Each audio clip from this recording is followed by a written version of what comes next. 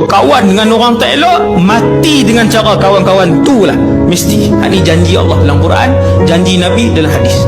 Siapa kawan kamu, macam itulah cara kamu mati. Kaedah dia macam tu je. Kawan.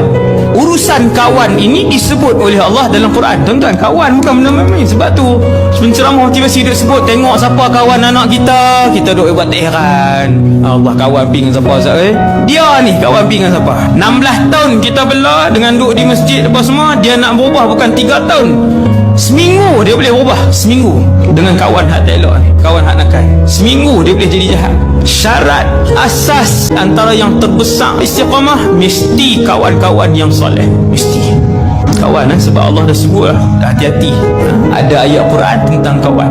Ya wailata laitani lam attakhidh fulanan khalila. Celakalah aku, kata satu orang di padang mahsyar, manusia yang paling celaka dan rugi akibat tersalah memilih kawan yang jahat dan meninggalkan kawan yang baik.